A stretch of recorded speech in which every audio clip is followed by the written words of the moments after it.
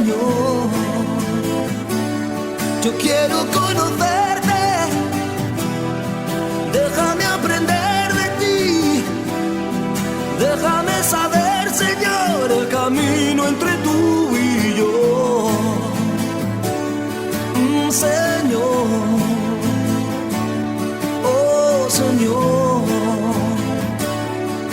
Señor. Queridos hermanos, continuando con las enseñanzas del curso El poder de la fe y la oración de intercesión en los siervos de Dios en el Nuevo Testamento, la Corporación Renovación Carismática Católica y la Escuela de Misioneros Juan Pablo II los invita a reflexionar la enseñanza. ¿Cuáles son las funciones del ministerio de intercesión? El Señor los bendiga. Señor, invítame a seguirte, que quiero encontrarte. Hoy quiero escuchar tu voz. Ven y enséñame, Señor, el camino entre tú y yo. Mi Señor. Con la gracia de nuestro Padre Celestial, el poder de nuestro Señor Jesucristo y la fuerza del Espíritu Santo y la compañía de la Virgencita Santa, comenzamos este programa. Queridos hermanos, Dios los bendiga, buenos días. El tema que vamos a compartir en el día de hoy: ¿cuáles son las funciones de un ministerio de intercesión? Vamos pues con la gracia de Dios, a tratar pues como de ver las funciones de las personas que integran un ministerio de intercesión. Nuestro Señor le dijo a Jeremías: mira que te he puesto sobre naciones y reinos para desarraigar y derribar, para destruir y para arruinar, para edificar y para plantar. Eso lo dice en Jeremías 1:10. Aquí pues podemos perfilar la función del intercesor eficaz. Desarraigar, es decir, arrancar, es ir al mismo origen del problema, a la raíz. Esto significa que las raíces son la escondida fuente abastecedora de una planta. Cuando se trata de la decadencia moral, las raíces se refieren a las fuerzas invisibles de maldad que alimentan dicha decadencia. Por eso a Jeremías se le dio la tarea de arrancar mediante la intercesión las raíces de decadencia que corrompían su nación. Y es que la maldad, el pecado, es como una planta que, como dice la misma palabra de Dios, produce frutos amargos, frutos terribles, frutos venenosos, frutos de muerte. ¿Y qué hace el intercesor? Arrancar con el poder de su oración de intercesión esa planta venenosa, esa planta mortal. Por eso es importante que reflexionemos en eso. Actualmente podemos recordar el gran cambio que se suscitó en Filipinas, pues ya que después de un largo periodo de dictadura y opresión, la población recurrió a la oración confiada y a la acción, logrando arrancar el principio de la corrupción, logrando la expulsión de este gobernante Ferdinando e Imelda Marcos. Por eso lo que pasa es que a veces nosotros como que perdemos la confianza. Hay muchas personas que dicen que no, que ya no, que la oración no ha hecho efecto, que hemos pedido tanto. La verdad, quizás nos ha hecho falta, por una parte, una cuota mucho más intensa de oración y una gran confianza en Dios. Y luego dice también que destruir. Y destruir significa quitar de una posición fija.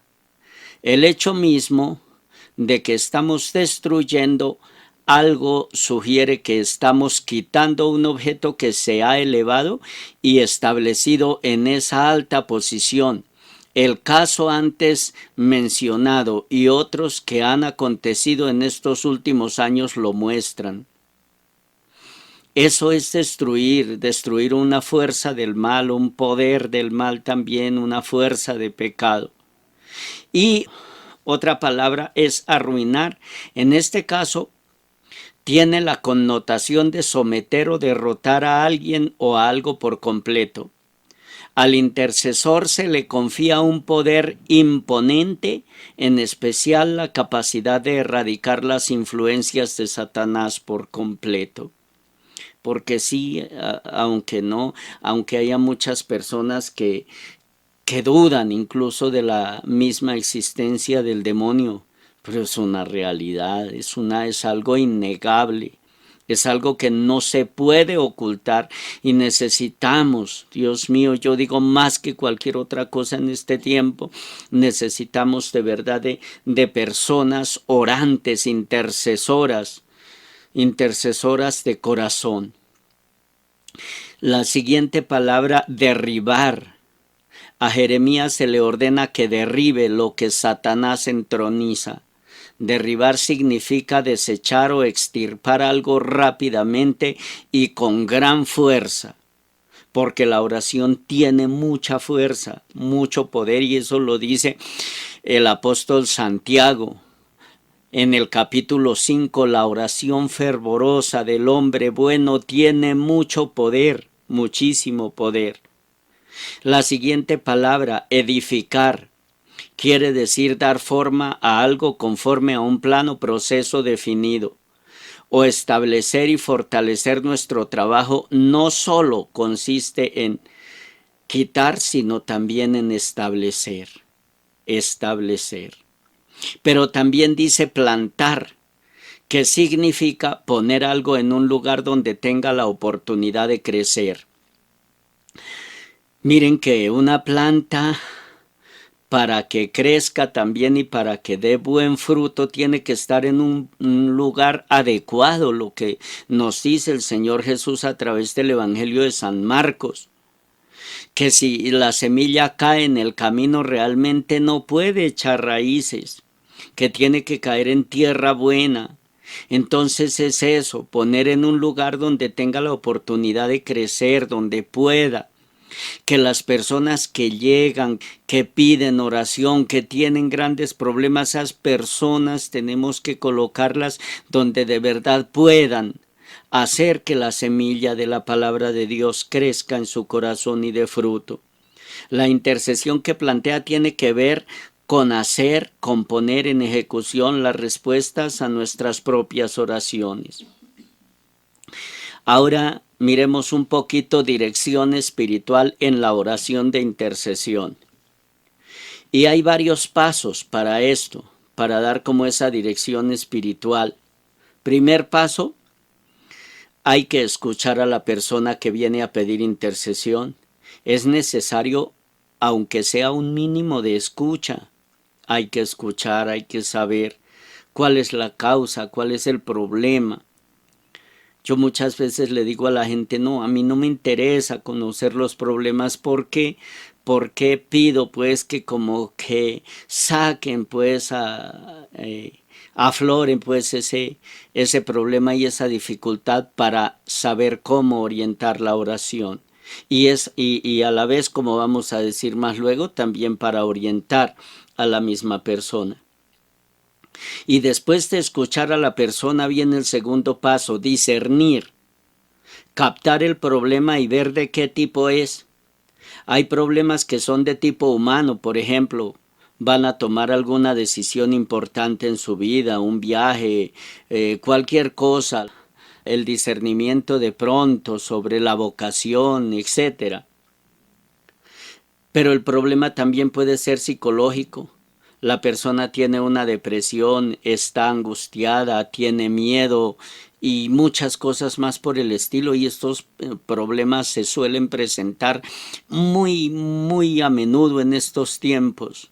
se encuentra uno con cantidad de personas en unos sufrimientos terribles, Dios mío, en unos sufrimientos muy grandes de este tipo, de depresión. O también puede ser un problema espiritual. No puede perdonar de pronto porque pues a causa de situaciones que ha vivido con ciertas o determinadas personas, o que siente tentaciones terribles, o se siente atado a cierto pecado, en fin, Dios lo sabe. Entonces, pues si el problema es de tipo espiritual, también hay que saber orientar la oración, o de tipo físico.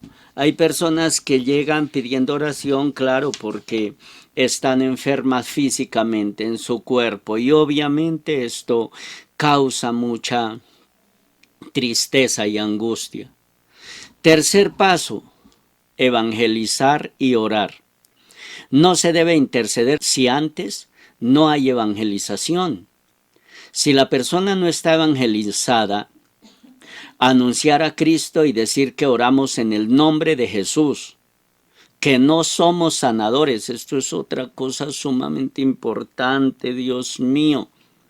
No somos nosotros quienes hacemos algo, no. Es nuestro Señor el que actúa, es nuestro Señor el que cura la enfermedad, el que sana. Es que sea la enfermedad del tipo que sea, no importa, pero es nuestro Señor. Lo que pasa es que Él, por infinita misericordia, usa algunos instrumentos, usa canales humanos. Nos tiene tanta misericordia que nos usa a nosotros para bendecir y sanar, para liberar, en fin, usar la palabra de Dios utilizando los textos apropiados para dar solución a ese problema o a ese conflicto familiar o comunitario. Esto es importante, es importantísimo también. Hay que evangelizar. Pues la verdad, orar sí, pero evangelizar es que vea que la palabra de Dios tiene un poder sumamente grande. Si no evangelizamos, es cierto, muchas personas después de una oración se van pensando que la persona que oró era la que tenía el poder, y nosotros no, Dios mío. Nosotros somos canales, instrumentos en las manos de Dios. Cuarto paso, empezar la oración según el tiempo que se disponga y el que se requiera. Aquí en este caso la persona que dirige el equipo de intercesión decide por qué se va a pedir y se inicia la oración. Si un hermano o hermana viene a pedir por otro familiar, amigo, conocido o en fin quien sea, pues es bueno pedir primero por la persona que viene a interceder e involucrarle también a él en ese caso, como que él se sienta también, desde luego, responsable de esa situación. Cuando hay un problema espiritual, se debe sugerir a la persona que vaya al sacramento de la reconciliación. Esto es muy importante, que busque un sacerdote, que haga una buena confesión, que ofrezca, por ejemplo, una Santa Eucaristía por las almas del purgatorio, por algún familiar que de pronto necesita, en fin. Y si es preciso, pedir ayuda también a un sacerdote. Es necesario en ocasiones pedir que haya la orientación de un sacerdote. Se puede expresar brevemente algún sentimiento final de la oración, algún consejo. Si lo tenemos muy claro, nunca se debe convertir el equipo de intercesión en un equipo de dar consejos solamente, no, sino dar soluciones y orar. En casos de problemas muy graves hay que orar varias veces por esa persona.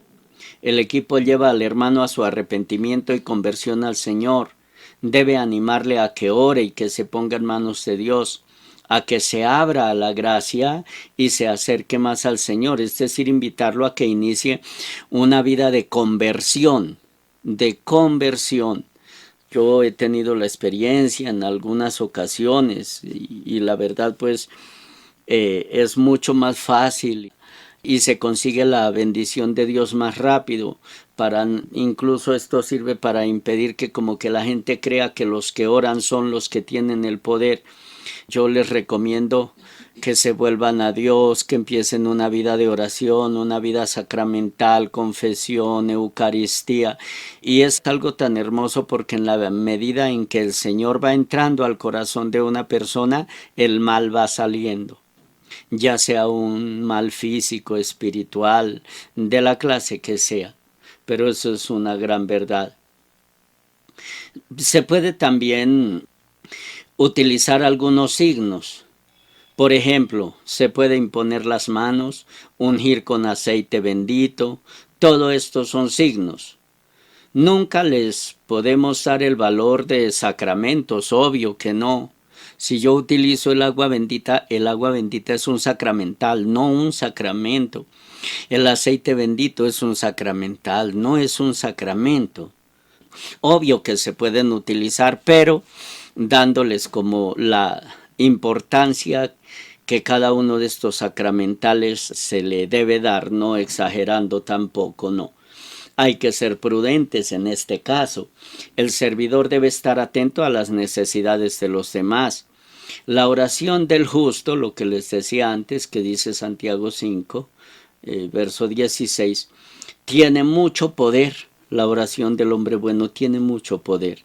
E igualmente cada servidor necesita la oración de los demás.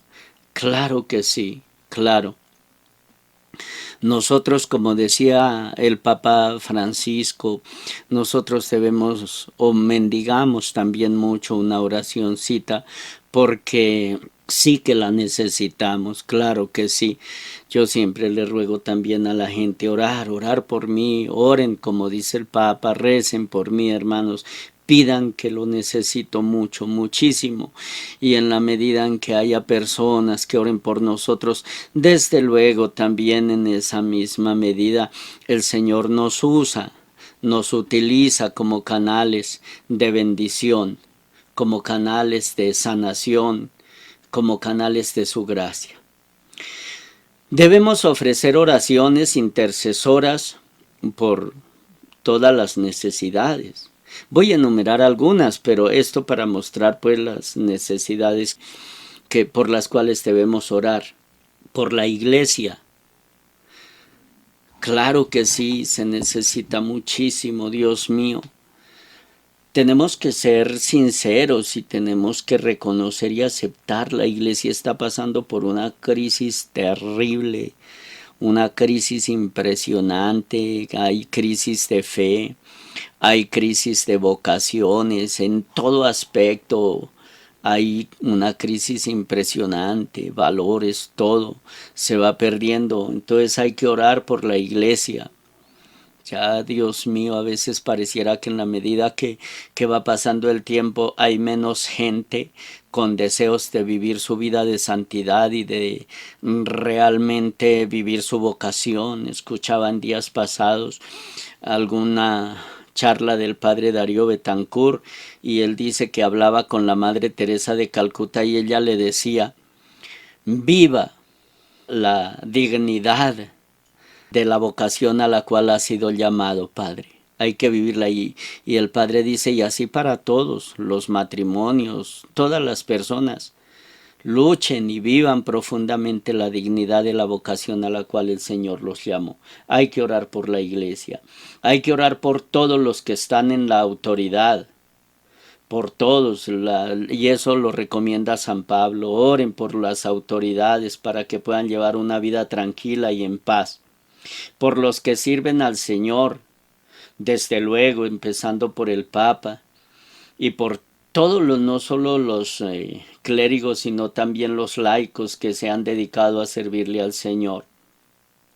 Orar por quienes nos persiguen, claro, pedir a Dios que tenga misericordia de ellos y los bendiga. No estamos nosotros para maldecir, para desearle el mal a nadie, a pesar de que tengamos que pasar por momentos y situaciones duras y que nos persigan y nos calumnien. Hay que orar por esas personas. Orar por los que nos abandonan. Hay personas que aparentemente son amigos y en un momento menos imaginado nos abandonan, nos vuelven la espalda y bueno, eso son situaciones también muy duras. Orar por los enfermos. Hay muchos, Dios mío, muchos enfermitos que necesitan oración. Orar, como dice en la primera de Timoteo 2:1, por todos los hombres, por todos, por los que sufren, en fin. Aquí necesidades es lo que hay en la medida en que uno ejerce este ministerio, se va dando cuenta pues de la necesidad tan grande. Todo cristiano, por el hecho de ser cristiano, y aunque no sirva públicamente, está llamado a interceder por los demás para que vengan a los pies de Cristo. Esta es una gran verdad. No importa que no esté participando de un ministerio o conformando un ministerio de intercesión, todos estamos llamados a interceder por todos. La Biblia claramente dice: por lo tanto, el que está unido a Cristo es una nueva persona. Las cosas viejas pasaron, se convirtieron en algo nuevo. Todo esto es la obra de Dios, quien por medio de Cristo nos reconcilió consigo mismo y nos dio el encargo de anunciar la reconciliación. Esto nos lo dice en 2 Corintios 5, 17 al 18. El que está unido a Cristo es una nueva persona, es una nueva criatura.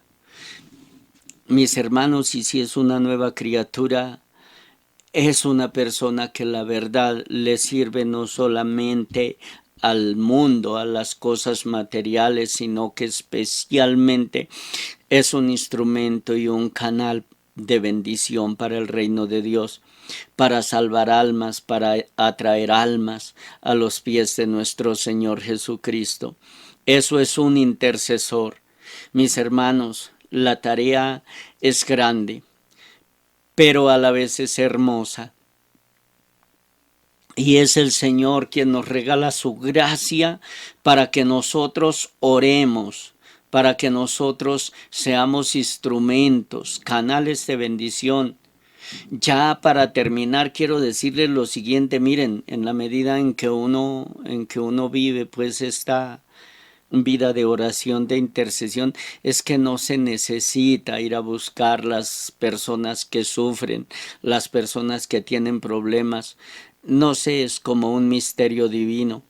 Dios mismo va trayendo a las personas, las va colocando en nuestro camino precisamente para que las orientemos y les ayudemos. Nosotros tenemos que ser canales de bendición. Miren que si nosotros no oramos y no ayudamos a las personas, habrán instrumentos del mal que sí lo hacen y no les ayudarán. Tendrán quizás buena intención, pero al fin de cuentas lo que van a causar es un daño muy grande, muy terrible, porque cada quien da de lo que tiene en su corazón. Y muchas personas tienen un buen deseo, una buena intención, pero no tienen a Cristo en el corazón, no tienen a nuestro Señor, no tienen al Espíritu Santo, de tal manera que no lo pueden dar. ¿Y qué hace el Señor? Pedirnos a nosotros que nos llenemos de su amor para que demos ese amor al mundo y a los que sufren. Que nosotros estemos dispuestos a orar. No hay cosa más necesaria en este mundo y en estos tiempos que la oración, y la oración de intercesión. Mis queridos hermanos, el Señor los bendiga. Les agradezco mucho la atención a esta palabra de nuestro Señor. Que el Señor siga realizando en cada uno de ustedes y en todos nosotros la obra de bendición, de conversión y de salvación para nosotros, para nuestras familias, para nuestra comunidad y para el mundo entero. Muchas gracias y que tengan un feliz día. Quiero que